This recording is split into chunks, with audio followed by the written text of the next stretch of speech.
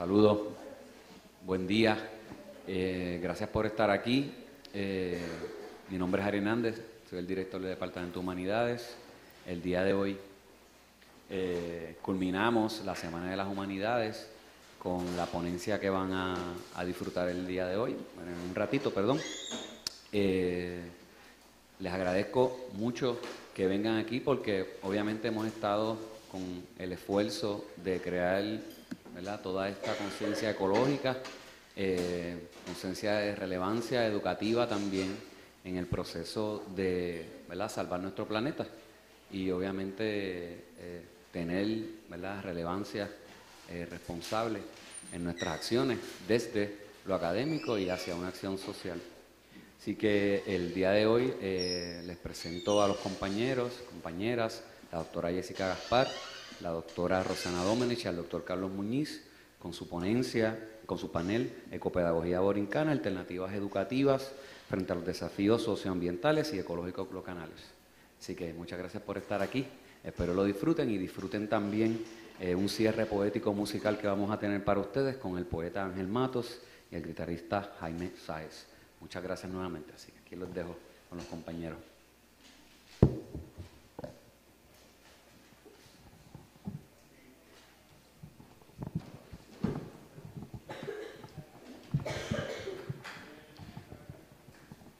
Buenos días a todos y a todas, gracias por estar aquí. Vamos a dar inicio. En un mundo donde los conflictos sociales, étnicos y culturales, ambientales y ecológicos son cada vez más evidentes, la escuela, la universidad, no puede quedarse neutral.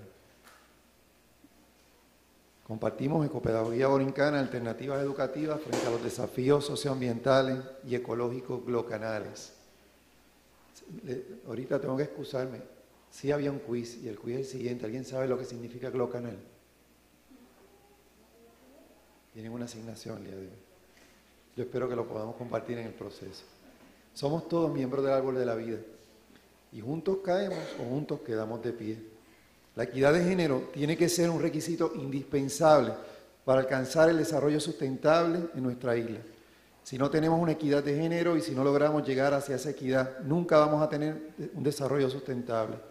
Es algo que todas y todos nos debemos de encaminar en diferentes foros, ya sea desde la educación, en el ambiente, en el marco jurídico, o en la política pública, en el gobierno, o en la empresa privada, o en las humanidades, como ha pasado esta semana aquí.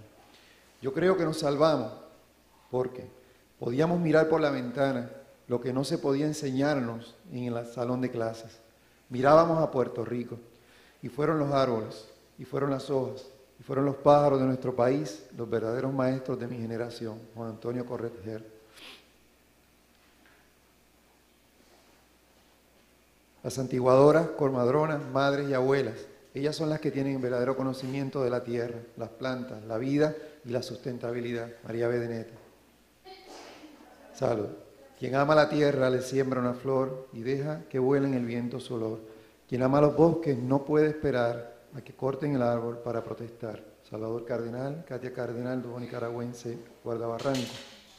Y la última voz que comparto con ustedes en esta etapa. La tierra es una de todos compartida. Como la idea de Dios, ni blanca ni roja es. Corre la sangre cual río, corre la savia del roble. El corazón que late es un volcán encendido. Fragmento de Seattle, el cantautor borincano Roy Brown.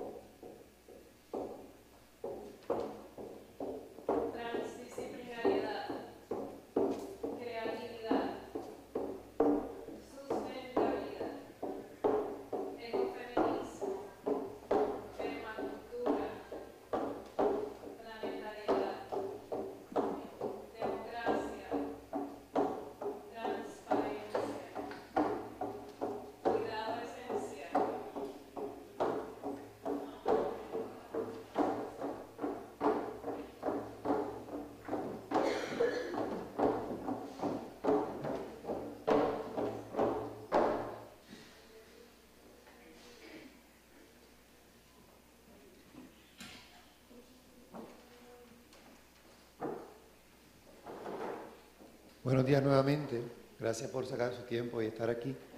y por darse la oportunidad de echar una mirada quizás distinta al enfoque ambiental y a los problemas sociales de nuestro país. Queremos compartir al menos 5 proyectos.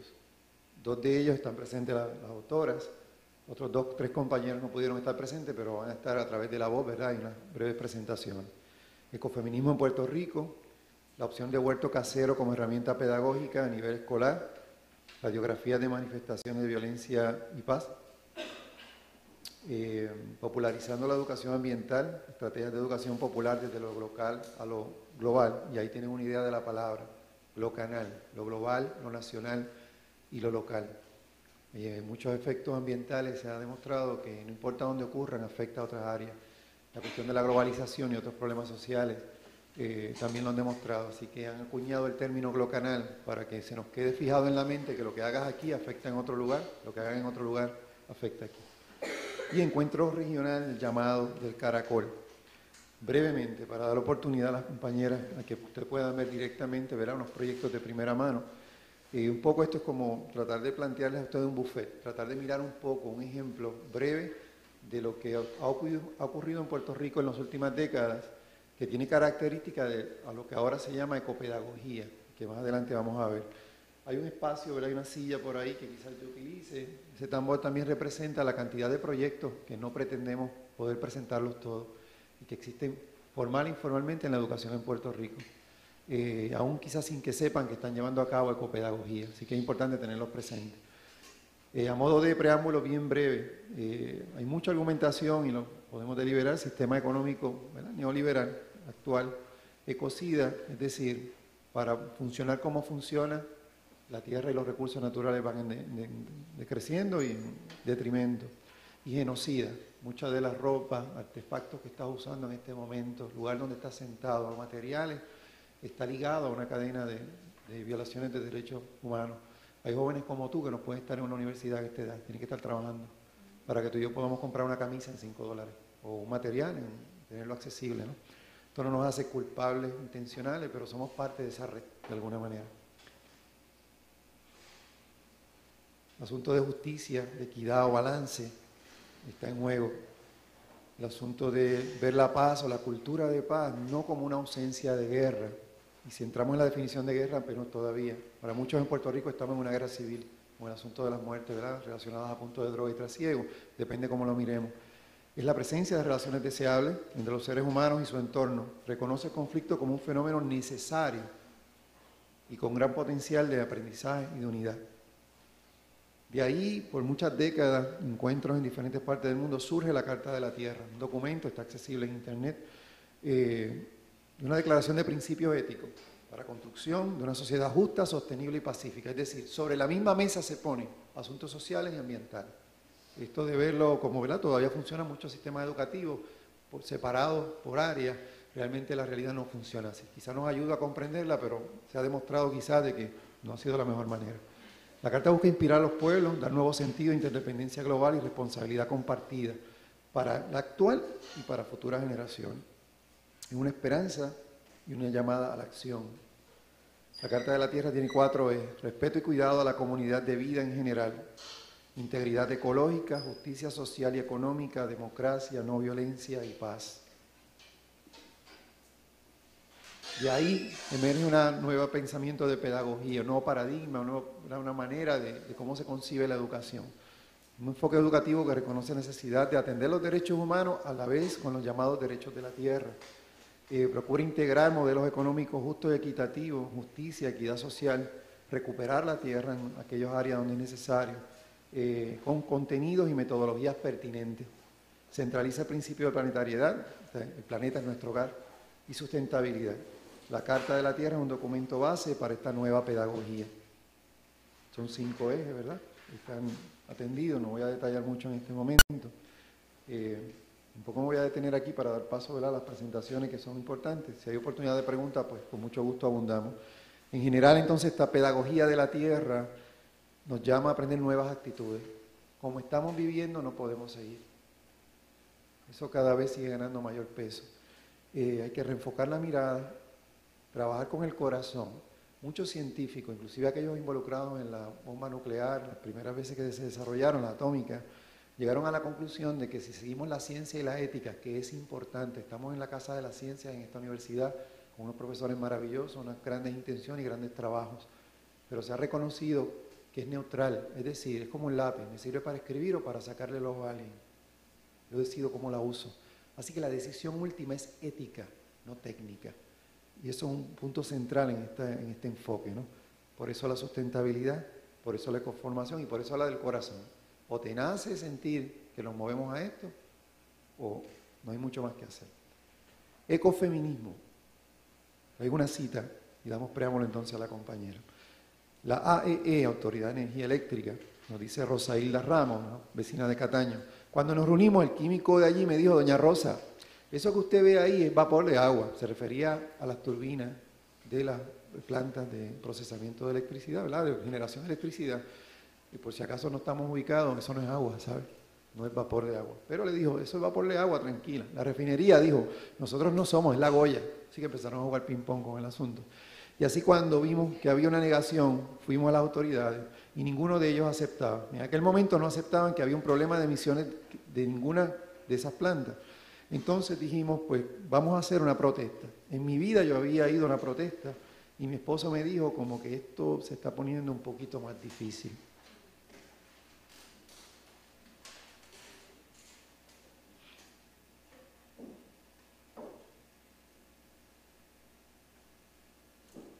Entonces la doctora Rosana Domenech, en parte de su investigación relacionada a este tema.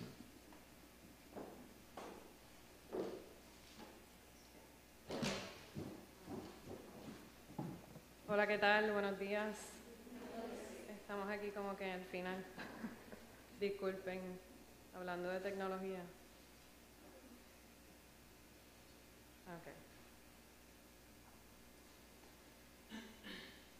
Ok, ahora sí. Bueno, pues para mí es un gran honor estar aquí esta mañana con ustedes, trabajando asuntos que tienen que ver con humanidades, o compartiendo más bien asuntos que tienen que ver con humanidades y ecología. Hoy voy a compartir más bien parte de mi investigación en el área de historia, así que para mí es un gran placer, ¿verdad? Pues que ustedes escuchen un poquito sobre lo que yo estuve investigando y luchando. Asuntos relacionados a historia, especialmente historia de Puerto Rico, y asuntos no solamente ecológicos, sino que también de asuntos de las mujeres y de género.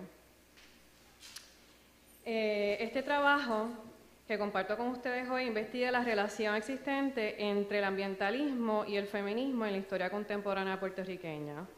La selección del tema responde al interés en contribuir y ampliar la escasa investigación que existe sobre el mismo en Puerto Rico, considerándolo desde una perspectiva de género.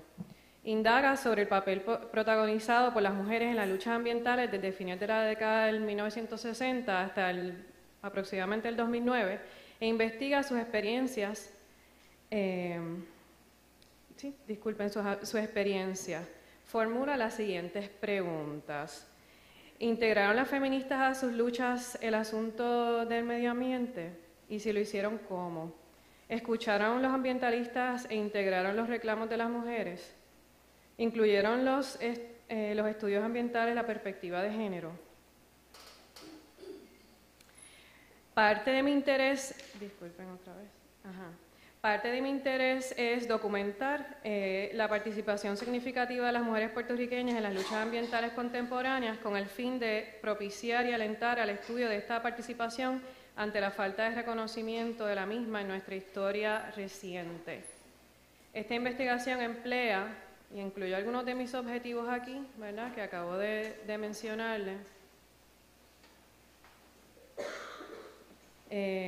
Emplea métodos historiográficos de historia de mujeres, historia oral, historia social e historia ecológica y ambiental.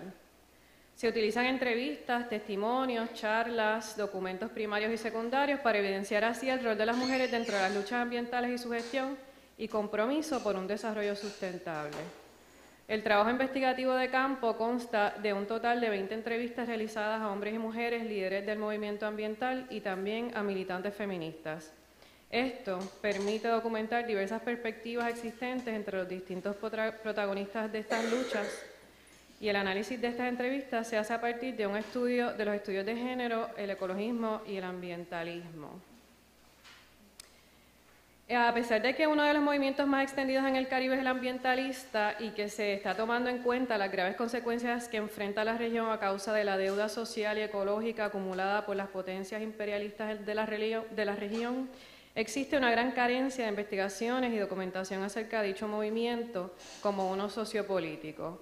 Además, el rol de las mujeres en las luchas ambientales es un tema poco evaluado en el mundo, en el Caribe y especialmente en Puerto Rico. Al momento, la historiografía ha concedido poca importancia a la documentación y al análisis de sus experiencias y del trabajo que ellas realizan en la protección y cuidado del medio ambiente. Dentro del marco teórico que utilicé, pues utilicé el ecofeminismo y entonces aquí pues presento algunas de las vertientes del ecofeminismo, porque el ecofeminismo en sí es bastante amplio. Así es que utilizo la teoría ecofeminista que busca una conexión entre la explotación y la degradación del mundo natural y la subordinación y opresión de las mujeres. Este pensamiento se nutre en el feminismo radical y de la crítica del patriarcado. Rechaza una relación esencial entre la mujer y el mundo natural. Sostiene que es un movimiento que lucha por la liberación de la mujer junto a la naturaleza y el medio ambiente. Expone las razones por las cuales las mujeres participan activamente en las reivindicaciones y luchas ambientales, así como por la protección de los recursos naturales y por la seguridad de sus familiares y comunidades. O sea que utilizo el ecofeminismo, como vieron, el radical, el liberal y el socialista. Disculpen. Este trabajo entonces expone las razones, como les había dicho anteriormente, por las cuales las mujeres participan activamente. Integramos entonces la vertiente del ecofeminismo desde la perspectiva de la liberación de las mujeres y del medio ambiente, una vertiente que promueve estrategias y soluciones heterogéneas ante la crisis ecológica en que vivimos. Se intenta proyectar esta vertiente del ecofeminismo como una política de resistencia o contrapoder, como un movimiento social que contiene una base teórica respetada y a la vez accesible y práctica. Aquí quería compartir con ustedes, ¿verdad?, algunas de las áreas de las comunidades seleccionadas. Las comunidades, como ven, no tienen un orden necesariamente, o sea, no entrevisté a mujeres por regiones ni por luchas en particular, sino que comencé a hablar con mujeres que personas me recomendaban. Debes de hablar, como en el caso que vieron ahorita de la cita de Rosa Hilda. Conocí a Rosa Hilda y ella me recomendó pues que hablara con otra compañera y esa compañera me recomendaba que hablara con otra.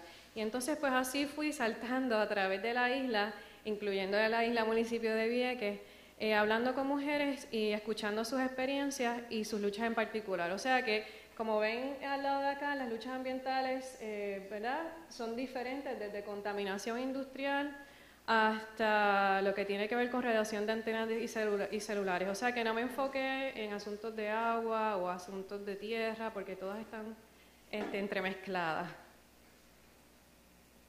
En el caso de Nilda Medina en particular, ¿verdad?, refiriéndome a la isla municipio de Vieques, pues ella narró mucho sobre la desigualdad de género que experimentan las mujeres dentro de la lucha. Y aquí incluye una cita de ella: para yo trabajar tuve que trabajar duro. Yo pienso que yo estuve en la lucha primero porque yo puedo hacerlo, todo lo que ellos no podían hacer, yo era capaz de hacer todo. Yo podía escribir un comunicado, capaz de hacer una conferencia de prensa, limpiaba letrinas, organizaba para desobediencia civil. Ella me hizo un comentario que, ¿verdad?, me gustaría compartir con ustedes en particular. Yo la entrevisté a ella en el 2005, o sea que en ese momento pues todavía estaba muy reciente el asunto, ¿verdad?, de la devolución de las tierras que habían sido apropiadas por la Marina de Estados Unidos por tantos años. Y ella me habló sobre cómo las preocupaciones de los hombres y las mujeres eran diferentes. O sea, las mujeres se preocupaban más por asuntos de salud y que esas tierras, ¿verdad?, que las limpiaran antes de que las devolvieran. Sin embargo, en el caso de, ¿verdad?, los compañeros varones dentro de la misma lucha, pues querían la devolución y punto, la devolución ya. En el caso también de la misma lucha, ¿verdad?, Judith Conde Pacheco También compartió sobre su experiencia sobre la desigualdad de género y cómo, y cito, éramos los detalles bonitos de la lucha. Nosotras entendíamos que nuestro trabajo era más que eso. Nos costó trabajo que así lo entendieran y que todavía lo entiendan. Hoy cocinamos, pero también escribimos, hacemos presentaciones, participamos en piquetes, en marchas y juntas examinamos los cambios sociales, políticos, económicos para nuestra isla tras la salida de Vieques, de la Marina de Vieques, disculpen. Otro de los aspectos, ¿verdad?, que observé a través de las entrevistas y el análisis de las mismas fue cómo las mujeres tenían dobles y triples jornadas. En el caso de dos mujeres que entrevisté en la zona de Caguas, me hablaron sobre cómo, y yo utilizo el término de dobles vidas de Marcela Lagarde, cómo tenían que constantemente estar llevando a cabo, ¿verdad?, actividades simultáneas. En el caso de estas mujeres, pues ambas eran amas de casa y la gente de su comunidad pensaba, pues ellas son amas de casa, ellas tienen todo el tiempo para hacer todo tipo de gestión, ¿verdad? En lo que tiene que ver con este tipo de lucha, pues hay que hacer mucha gestión a nivel burocrático, gubernamental, también tienen que hacer mucha investigación sobre pues el contaminante, si es un contaminante que está afectando a la comunidad, etcétera. Y entonces pues ellas compartieron lo que ven aquí en pantalla, ¿verdad? Carmen me decía, uno tiene que organizarse, dividir bien el tiempo, organizarse bien. Lourdes entonces me dijo, uno tiene que hacer 20 rollos en la casa, como todo el mundo, de la familia. El que toma las decisiones de peso, en el caso de las financieras, pues el esposo. Él no coge ni un mapo. Entonces Carmen añadió, nos hacemos cargo, uno tiene el rol como madre, esposa, como abuela. Tu tiempo no es tan amplio, tienes que llegar a tu casa, hacer comida, yo estaba a cargo de los nenes 100%, llevarlos a los médicos y las actividades de la escuela, y encima de eso también pues todo lo que tenía que ver, ¿verdad?, con la lucha que ellas llevaban en particular. En el caso, ¿verdad?, de lo que tiene que ver con la discusión climática, pues también algunas de ellas me hablaban sobre cómo la perspectiva de género no era tomada en consideración dentro de esa dinámica, ¿no?, y esa preocupación en general. Esta cita la vieron ahorita que compartió Carlos. En el caso de aquí, pues Maricruz Rivera y Copi, este es en el área de Piñones, ¿verdad?, en el municipio de Loíza, pues entonces, y el mural que ven es la compañera ya fallecida, ¿verdad?, Sarah Page, cómo las mujeres integraban el asunto del desarrollo comunitario y cultural, ¿verdad?, con el aspecto de la sustentabilidad.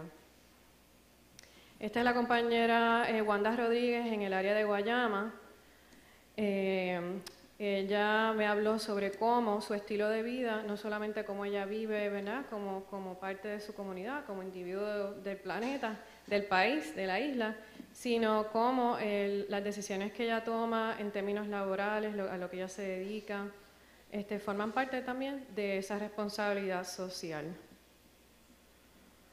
También pues tuve la oportunidad de hablar e incluir dentro de mi investigación a Camila Fimerman de Sierra Club, ¿verdad?, y a Carmen Guerrero, nuestra ahora secretaria del Departamento de Recursos Naturales, y cómo ellas entonces trabajan lo que tiene que ver no solamente el aspecto de preservación, que es tan importante, ¿verdad?, de nuestros espacios naturales, sino que estos planes que se promueven, ¿verdad?, integran y llevan a cabo el comanejo de la comunidad, ¿verdad?, integran a la comunidad dentro de esa preservación y conservación que es tan importante.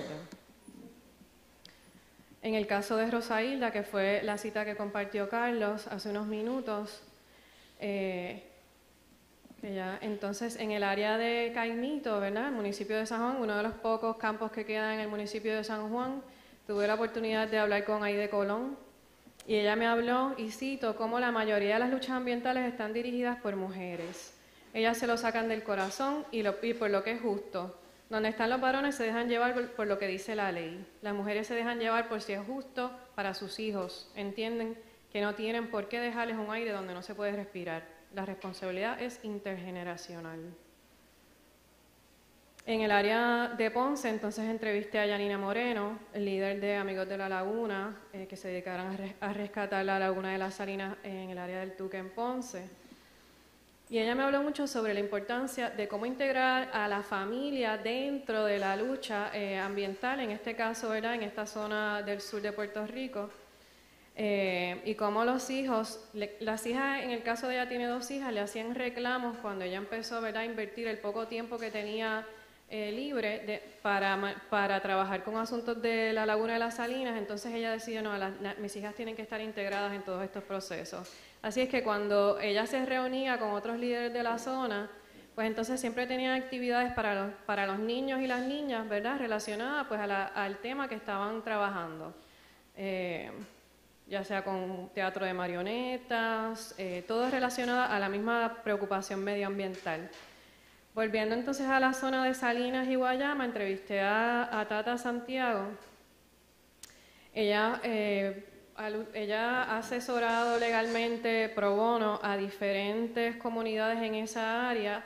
Estuvo involucrada en el asunto del gasoducto, entre otros ¿verdad?, asuntos. Y a ella no solamente la entrevisté, sino que también tuve la oportunidad de entrevistar a otro líder que trabaja con ella, y aquí lo cito, a Félix Ortiz, que es pastor y líder comunitario en el área de Las Marías en Salinas. Y él me habló sobre ella, y cito, es muy raro que un hombre se integre a la religión para crear cambio social. Ella estaba trabajando con él a pesar de que ella no es religiosa. Las mujeres conocen lo que es la estrategia. Es facilitadora, es más madura en eso. O sea, que ella vio que ya tenía que trabajar con esa comunidad, se unió a él a pesar de no tener las mismas creencias religiosas, simplemente para llegar a los jóvenes de esa comunidad en particular. En el caso de la contaminación y de otras organizaciones y luchas comunitarias, pues tuve la oportunidad de hablar con Marian Main y Nereida González en Misión Industrial, y por supuesto con María Benedetti, que me dijo que yo no podía, ¿verdad?, terminar mi investigación ni presentar nada sobre estas mujeres si no incluía a las santiguadoras, a las comadronas, a las madres y a las abuelas, porque ellas son las que tienen el verdadero conocimiento de la tierra, de las plantas, la vida y la sustentabilidad. Me habló también ella sobre su experiencia, ¿verdad?, como agricultora, y cómo ser mujer es una desventaja para trabajar con agricultores. Las mujeres son el lente de la sustentabilidad y del sostener, y que eso no se toma en consideración. Y dijo, hay que ver a las mujeres con un lente de respeto. Todo lo que hacen ha sido achicado. La mamá tiene un espacio tan importante. Como parte de mi análisis, pues me di cuenta, ¿verdad?, que las mujeres que entrevisté comparten las siguientes características.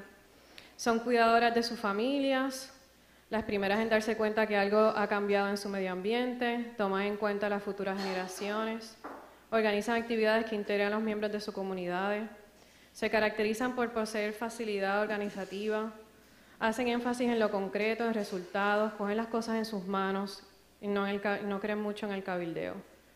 Son constantes, ¿verdad? A veces me comentaron en varias ocasiones y luchas que llevan décadas, ¿verdad? Como fue el caso de Cataño y muchas de las luchas que hay en Salinas todavía, cómo los hombres van y vienen mientras ellas se mantienen constantes. No buscan reconocimiento, son solidarias, participativas y democráticas. Participan de una búsqueda de conocimiento, se relacionan con los expertos, cuestionan, investigan, se educan para luego ayudar y educar a los demás. Manifiestan la necesidad de alianzas más amplias, aportan con su labor, en muchos casos no quieren reconocimiento social ni académico a nivel local ni internacional. A través de las experiencias compartidas por todas las mujeres luchadoras presentes en esta investigación, concluí que la historia oral y el análisis cualitativo nos muestran la importancia de espacios comunitarios y familiares y cómo estos coexisten en su entorno natural.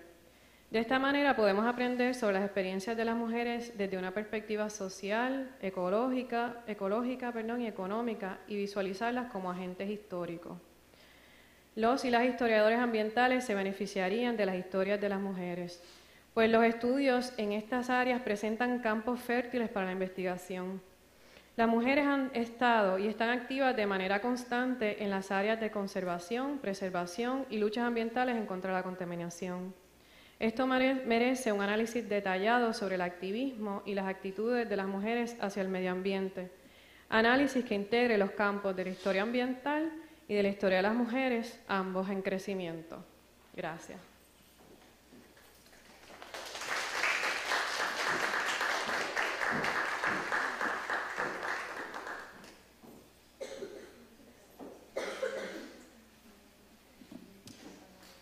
Bien, vamos a hacer un ajuste para no salirnos del tiempo y entonces dar paso a la presentación del proyecto de radiografía artística de violencia y paz. Y luego entonces en el cierre pues hablamos un poco de los otros ejemplos de proyectos. En el caso de radiografía, una cita un poco que destaca el asunto, ¿no? De hecho ya va a abundar un poco, yo creo que yo voy a escoger esta. Y ella abunda en la otra, porque no sé, ustedes decidirán. Dice, aparecieron 2 gatitos abandonados durante los talleres. Uno estaba muerto y el otro herido. ¿Qué hacemos? Los estudiantes buscaron agua y comida y llamaron a varios refugios. Le hicieron una ceremonia al gatito muerto para honrar su vida y al final uno de los participantes le preguntó a su papá si podía llevarse el otro gato. Tomaron una decisión en consenso. El estudiante se llevó el gatito, lo cuidó y lo trajo el día de la muestra creativa, una actividad de cierre, para compartir la experiencia con su comunidad. ¿Y de dónde salió esto? Pues ahora la doctora Jessica Gaspar nos va a dar ese trasfondo. Si encuentro aquí la presentación, esta de aquí, perfecto, llegamos. ¿Subo el video, profesora, o lo dejamos? Ok. Bueno, de todas formas, está detrás. Muy buenos días a todas y a todos. Yo les voy a estar hablando del proyecto Radiografías Artísticas de Manifestaciones de Violencia y Paz, que nace aquí en UPR Calle a través de la Comisión COPREVI, la Comisión para la Prevención de la Violencia. El proyecto Radiografías Artísticas de Manifestaciones de Violencia y Paz fue desarrollado con la finalidad de atender aspectos socioambientales para la prevención de la violencia y la creación de una cultura de paz a través de técnicas teatrales y ecopedagógicas. Aquí está el...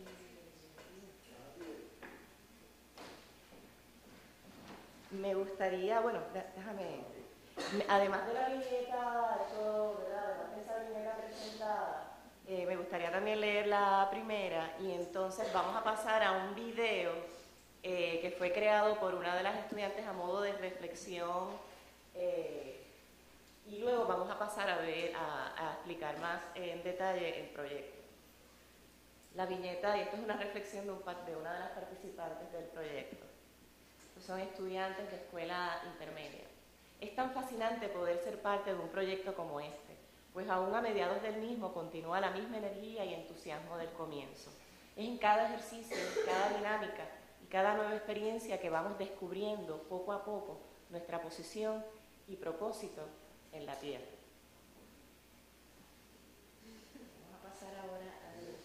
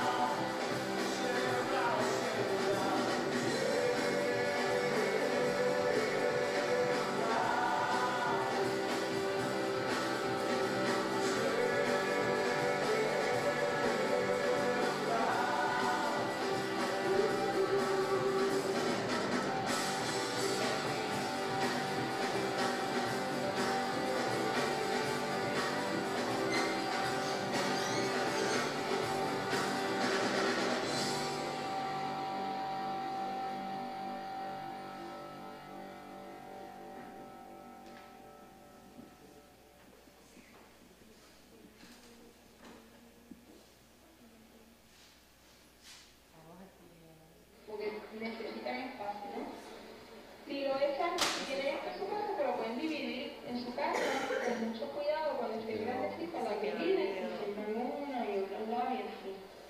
Entonces yo sembré aquí esta cosa, sí. Digo, vamos a empezar por aquí. Quedó con ganas de seguir.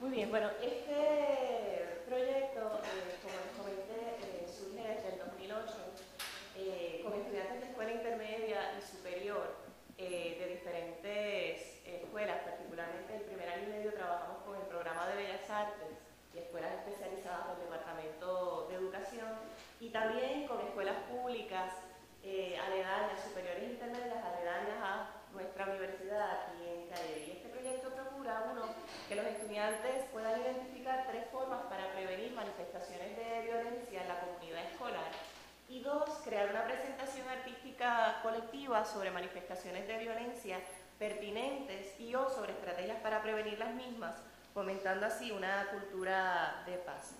Dentro de los objetivos del proyecto es capacitar a estos estudiantes en los principios de cultura de paz y sostenibilidad, de manera que los estudiantes y maestros puedan incorporarlos a sus proyectos educativos y la toma de decisión responsable. También diseñar estrategias educativas a través de talleres de artes teatrales para fomentar el respeto a los derechos humanos universales, la naturaleza, la justicia social y la cultura de paz, elementos que habíamos ya focalizado de la Carta de la Tierra. También crear proyectos artísticos de autogestión sobre manifestaciones de violencia y paz en estas escuelas del Departamento de Educación y valorar ¿verdad?, la importancia de la responsabilidad ciudadana y solidaria social para fomentar la sostenibilidad de un mundo más saludable, equitativo y humanitario. A través de este proyecto los estudiantes aprendieron de forma integral, transdisciplinaria, ¿verdad?, y con sentido temas como la sostenibilidad, la violencia, la Carta de la Tierra, la comunicación empática, y pronto vamos a ir hablando sobre estos conceptos, la toma de decisión por consenso y la resolución de conflictos. Una reflexión de una de las participantes: para mí estos talleres no son una clase más, sino un sitio donde se adquiere conocimiento de manera diferente. Estos talleres, ¿verdad?, iniciaban desde el conocimiento previo de la cotidianidad y las experiencias, ¿verdad?, de forma bastante freudiana de las estudiantes, y se iban hilvanando a través de ejercicios, transdisciplinariamente, a través de ejercicios donde el pensamiento crítico, la sensibilización, la imaginación y la intuición se iban interconectando. El proyecto también provee una multiplicidad de formas creativas para reflexionar sobre cómo los estudiantes se sienten con lo que están aprendiendo y sobre lo que están aprendiendo, ¿verdad? Esas dos vertientes. Además de que hay un sinnúmero de espacios de reflexión enmarcados dentro de la confianza y siempre hay cabida para la búsqueda en colectivo de alternativas, problemas identificados por los estudiantes. Dentro del marco teórico del proyecto, trabajamos con la pedagogía freudiana, trabajamos con el teatro del oprimido de Augusto Boal, con la pedagogía de la tierra de Moacir Gabotti, la comunicación empática no violenta, la Carta de la Tierra y la toma de decisión por consenso. A nivel de la estructura, cómo estos talleres se van estructurando, primero comenzamos con el concepto de sostenibilidad y llevamos a estos estudiantes a un huerto casero orgánico en Patilla, que se llama Desde mi huerto en Patilla. Y es interesante porque se inicia este concepto de sostenibilidad desde la práctica de sembrar semillas, abrazar árboles, como vimos en el video, ¿verdad?, comer de un asopado de viandas que se hace allí con leña, y compartir y respetar el ciclo de la vida de la naturaleza. Es interesante, ¿verdad?, que hay unas fotos. Quiero compartir, es sumamente interesante los comentarios de los estudiantes, ¿verdad? Como por ejemplo, mira los tomates, yo pensaba que venían de una lata. abracé un árbol y yo le tengo miedo a los lagartijos. La experiencia del baño de composta fue genial. Yo entro, esto dice una estudiante, yo entro y digo, ay, esto todavía no está terminado, déjame buscar el que se ríe. Y volví a preguntar, ¿y qué se supone que yo haga, no? Así es que es sumamente interesante, realmente ese es el taller que los marca y que en cierto sentido es una síntesis de todos los conceptos que vamos a estar abordando a través de los talleres. El otro concepto que trabajamos es el concepto de la violencia en una multiplicidad de formas, utilizando el arte. Una viñeta, una reflexión de una de las estudiantes. Otra cosa que también he aprendido es a controlar mis emociones y actitudes en momentos de conflicto con otras personas y las posibles soluciones que se pueden tener para el bien de ambos. Comenzamos con un ejercicio que se llama El Gran Viento, donde todas y todos en comunidad hacemos unas confesiones de cómo hemos sido cómplices de algún acto violento. Y a través de esa experiencia comenzamos entonces a hablar de la violencia y del concepto de violencia. Entonces es sumamente interesante trabajar con los diferentes niveles de violencia, ¿verdad? En ese ejercicio del Gran Viento se habla de actos violentos como, bueno, yo constantemente cuando salgo de mi casa se me olvida apagar la luz. Y eso es un acto violento, ¿verdad? O yo le grito a mami, o yo le doy a un perro, o yo teniendo conciencia de que puedo evitar usar plástico cuando voy al supermercado y llevarme una bolsita de tela, sigo utilizando las bolsas de plástico, ¿no? Y entonces vamos trabajando con los diferentes niveles del concepto de violencia. Luego pasamos al concepto, al documento de la Carta de la Tierra y sus 4 ejes temáticos que Carlos mencionó. Y entonces, interesantemente, comenzamos a explorar el concepto de las 4 ejes de la Carta de la Tierra a través de improvisaciones creativas. Hay una improvisación sumamente importante que luego de que el estudiante analiza cada uno de esos ejes, tiene entonces que trabajar en colectivo y generar un mensaje urgente que la Madre Tierra les debe decir ahora, con la experiencia que ellos tienen de cómo está la Pachamama y la Madre Tierra, y pensando ya en esos 4 ejes integrales de la Carta de la Tierra, entonces ellos tienen en colectivo que generar una improvisación sobre un mensaje que la Madre Tierra nos tiene que dar ahora, que es pertinente.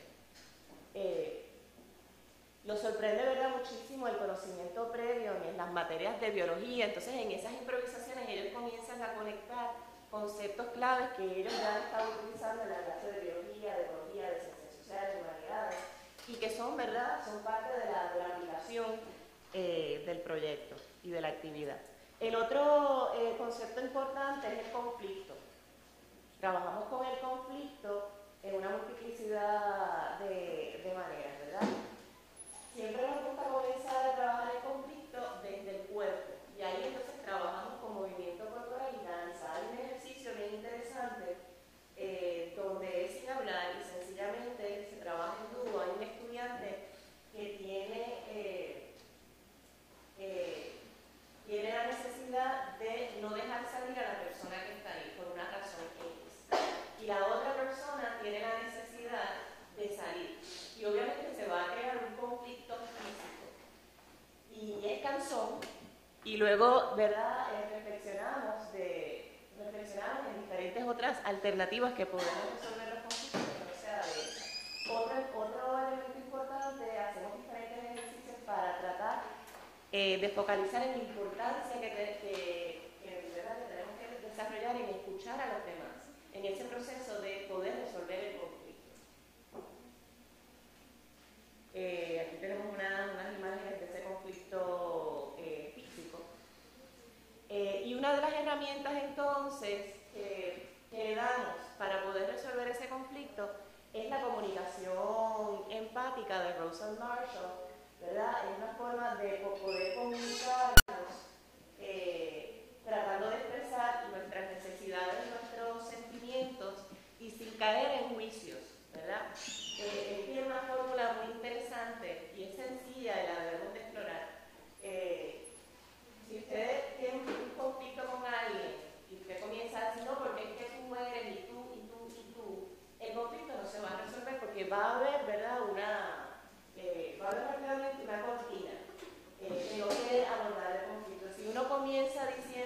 cuando sucedió esto, yo me sentí de esta manera, porque ahí tú estableces cómo tú te sentiste y tú estableces también qué tú necesitas para resolver ese conflicto sin poner juicios valorativos, ni enjuiciar ni criticar a la otra persona. De esa forma, entonces, hay una apertura a generar un diálogo más efectivo.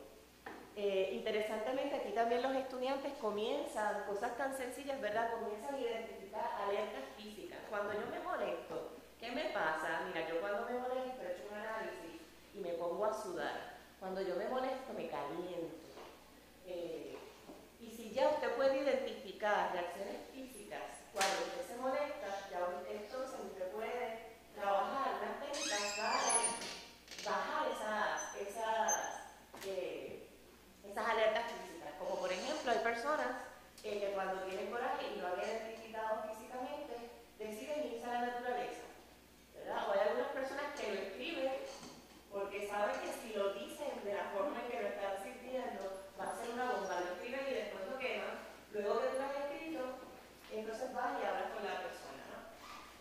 Otras personas escuchan música, etc. Y entonces ellos hablan sobre esas diferentes técnicas que ellos han encontrado para controlar momentos de coraje. También trabajamos con diferentes técnicas, particularmente teatro-imagen, teatro-foro y algoritmo del deseo, dentro de la metodología de Augusto Boal.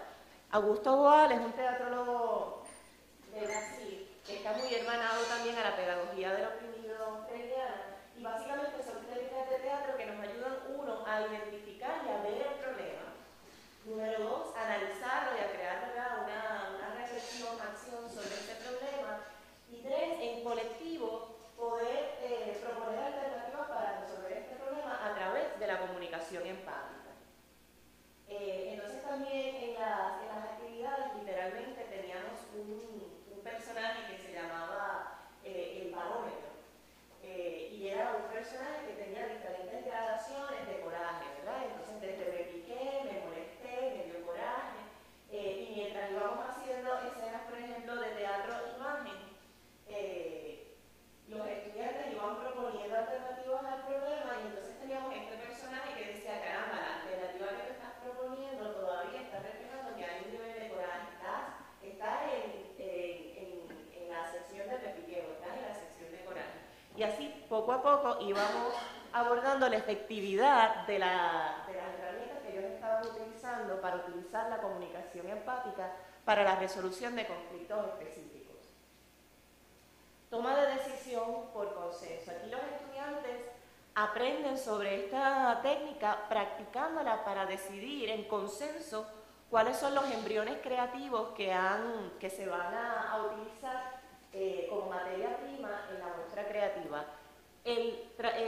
Cada uno de los días de los talleres se culmina con un embrión creativo, que es una síntesis creativa de los conceptos medulares que se han trabajado, ya sea la violencia, comunicación empática, la Carta de la Tierra, sostenibilidad, derechos humanos, etc. Y entonces en ese taller de la toma de decisión, por consenso, se utilizan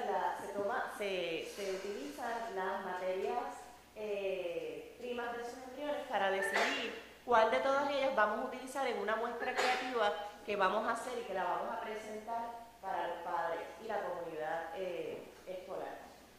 El libreto es creado por los participantes de forma colectiva, incorpora todas las reflexiones también y el material creativo desarrollado por los estudiantes, reflejando así, ¿verdad?, el proceso de enseñanza-aprendizaje de los estudiantes en estos talleres, que suman un total de 20 horas, de 20 a 30 horas aproximadamente.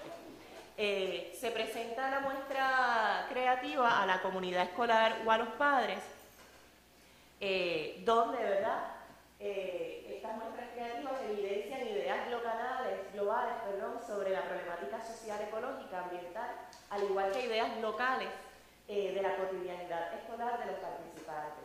Y dentro de algunas de las ideas de temas que han surgido en las diferentes creaciones colectivas desde hace 5 años con el proyecto, han sido juicios por desigualdades sociales y económicas. De hecho, esa esa muñeca que está ahí representaba a la Pachamama, de la Madre Tierra, en una de las presentaciones, equidad de género, violencia contra la Madre Tierra.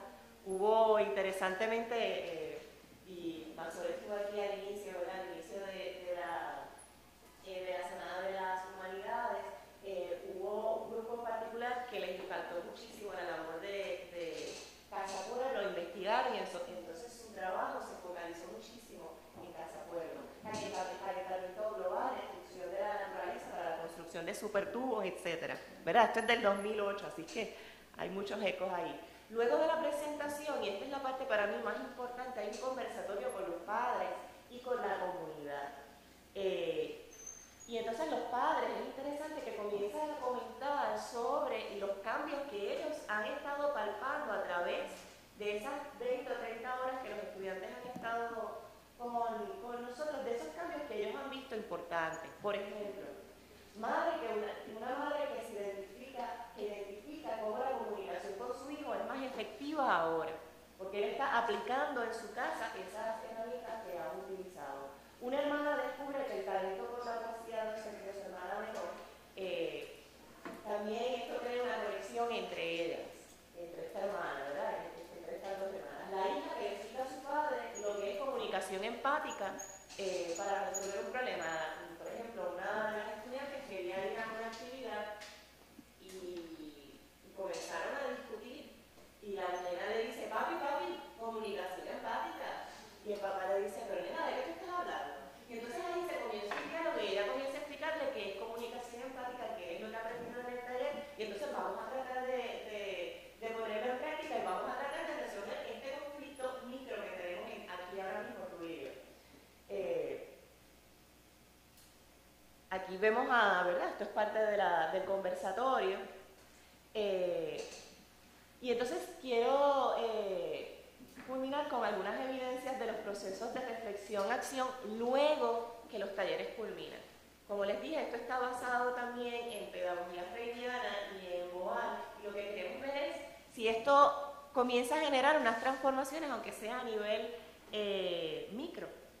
Interesantemente, en Humacao, la maestra de salud nos invitó al grupo a repetir la muestra creativa que ellos ya habían presentado como parte del proyecto, y los invita entonces a presentar en la Semana de Salud a nivel del distrito, porque ella entendía que la conexión de la muestra creativa que estos estudiantes habían creado tenía una conexión con el currículo escolar de salud. Y entonces los estudiantes, ya nosotros habíamos salido, ellos se congregaron y fueron responsables de ensayar sin sus facilitadores, ¿no? Y coordinar todo el proyecto e hicieron la presentación. En el caso de Bayamón, que fue el caso de Casa Pueblo, fue sumamente interesante. Ante el reto de un posible cierre de su escuela, tal vez como a los 6 meses de nosotros haber entrado, los estudiantes se organizan e hicieron una protesta de forma pacífica y aplicaron la comunicación empática para expresar el impacto que tendría el cierre de su escuela. Antes, ¿verdad? Se lo explicaron a la directora, hicieron un comunicado y todo, y congregaron a la comunidad escolar y presentaron el problema. Entonces es sumamente interesante cómo ver transformaciones micro luego que nosotros nos vamos. Interesantemente también hay muchos de los estudiantes que están aquí ahora y son estudiantes universitarios, particularmente con los que trabajamos en Calle, y entonces es sumamente interesante, ¿no? Gracias a todos estos espacios de confianza creados a través de las actividades teatrales y ecopedagógicas, los estudiantes se sienten en un ambiente cómodo para expresar, compartir y problematizar sus ideas e inquietudes sobre los desafíos que nos plantea una sociedad globalizada en crisis. Esta situación nos reta a accionar desde otra conciencia, como ciudadanos del planeta Tierra. Estos son algunos de nuestros colaboradores y entonces vamos a dejarlo aquí por estar por tiempo, para poder entonces presentarnos el evento, 5 minutitos, y hacemos ahí el cierre. Sí, un aplauso a la profesora. El proyecto Pues básicamente algo que nos enfrentamos desde la primera propuesta de hacer este tipo de panel era que el tiempo, ¿verdad?, con toda la cantidad de proyectos que existen, se hace corto, ¿no? Y ya pues salió de ahí la inquietud de hacer un congreso de copedagogía. Entonces, abrir los espacios para poder que usted tenga oportunidad de entrar más en contacto con los proyectos. Así que, trabajando un poco ya para el cierre, yo creo que vamos a hacerlo de esta manera. Quedan 2 proyectos y lo vamos a congregar con este video, porque los 2 que quedan son 2 demostraciones desde el punto de vista del uso de los huertos caseros.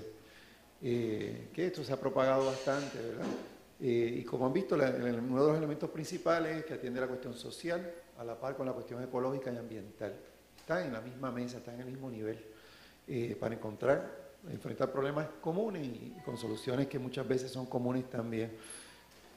Una persona lo estaba trabajando en escuela, donde incluso hay buena documentación, donde a veces dice, pues esto no se da porque me consume tiempo de ciencia o de matemática. Pues mira, no, la verdadera situación ocurre en que en esos medios se pueden desarrollar currículos de diferentes áreas.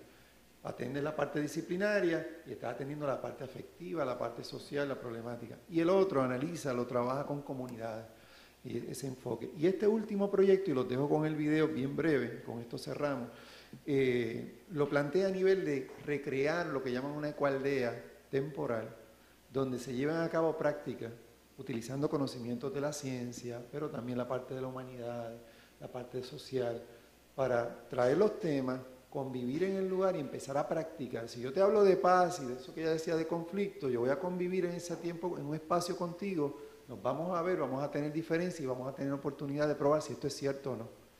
O si es solamente, ¿verdad?, una falacia o solamente un sueño. Y eso es un poco el encuentro del Caracol, que espero que pueda correr bien con internet. El llamado del Caracol. El llamado del Caracol es...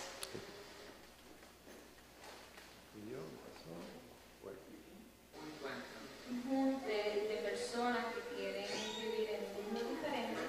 Una nueva visión de aprender otra vez a conectarte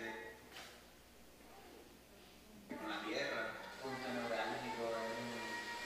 Es un lugar donde convergen personas, emociones, sentimientos.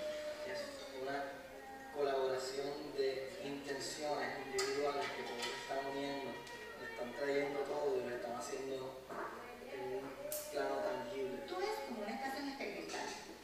Vamos a estar practicando y poniendo en marcha lo que pensamos, nuestras ideas. Es un lugar de diversidad, donde se acepta la diversidad. En ese ente, todo el mundo coopera, todo el mundo trabaja por el fin común, que es vivir en armonía durante 5 días, para que la gente sienta que sí es posible vivir en comunidad. Visualizar lo que queremos crear y tener la oportunidad de vivir eso mismo. Aprender sobre permacultura, compostar y construir una aldea.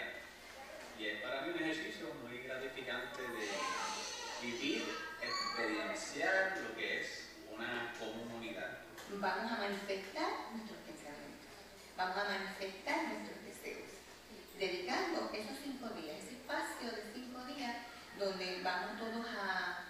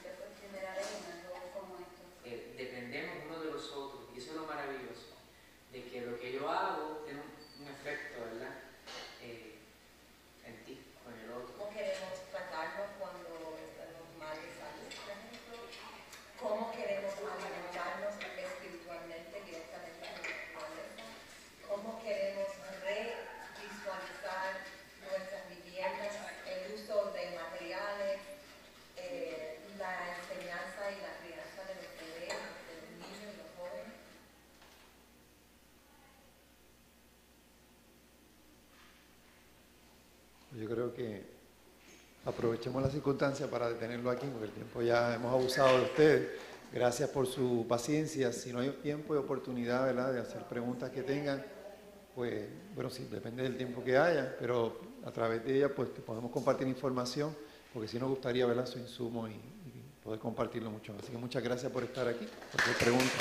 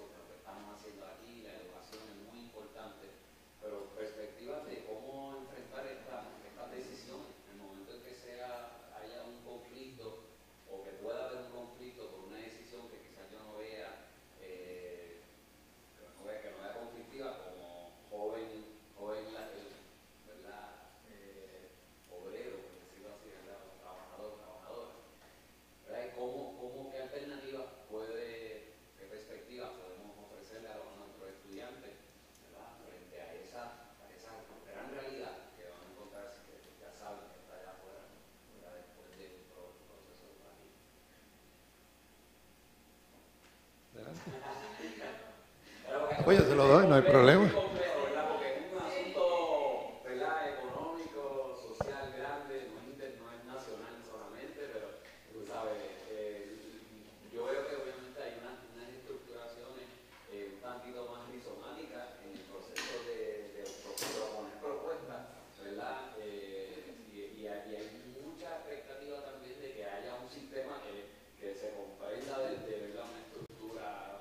General, inclusive en lo pedagógico.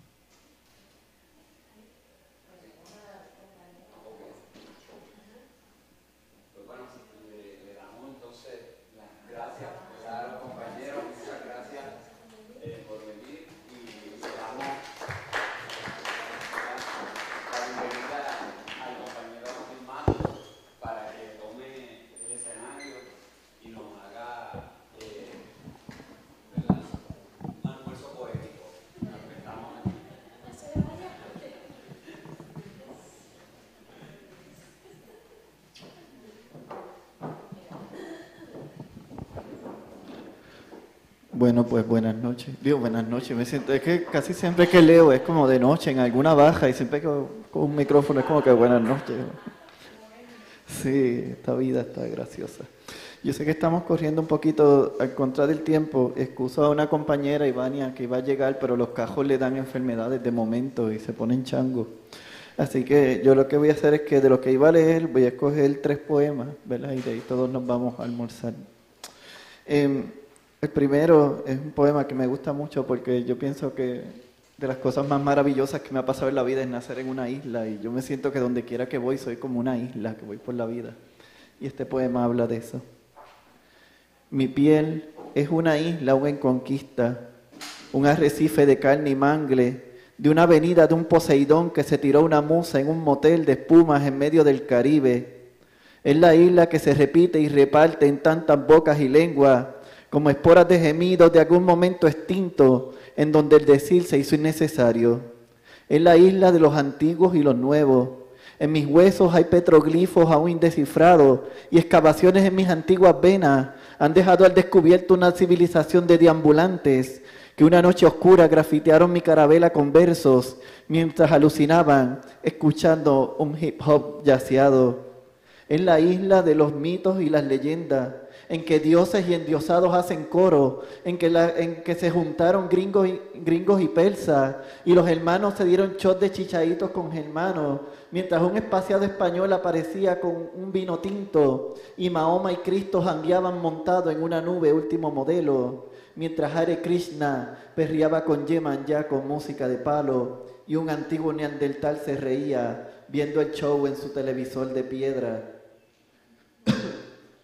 Mi piel es a fin de cuentas una isla dispersa en otra isla, en otras galaxias a la que viajo en mi nave de papel crepé, un cuerpo tierra en donde se cuelgan minúsculos soldados, un cuerpo mar en donde se ahogan deseos y deseadas, un cuerpo palabra en donde ha cenido la historia y las ganas. Mi piel es a fin de cuentas una isla en conquista y al final del día el único juicio final en el que creo.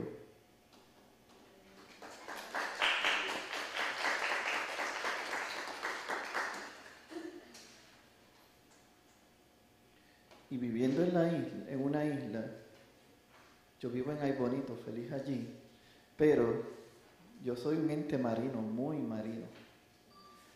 Y este es uno de mis poemas marinos.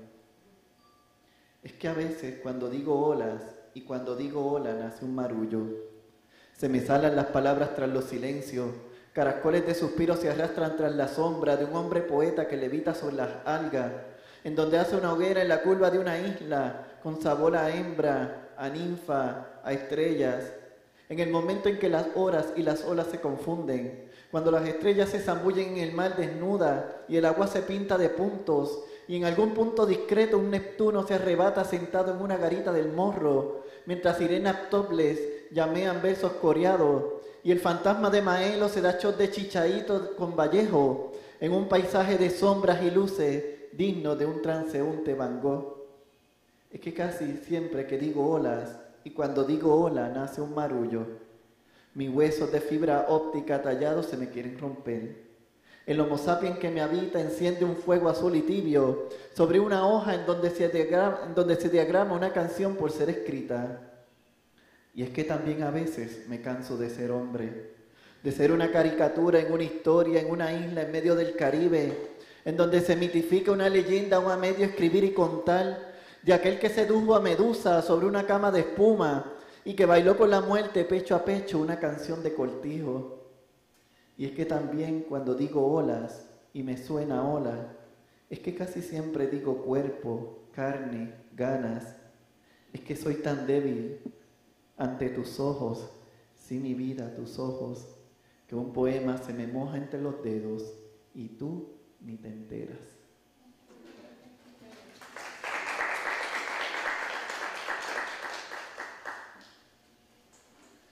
Ok, y entonces para cerrar,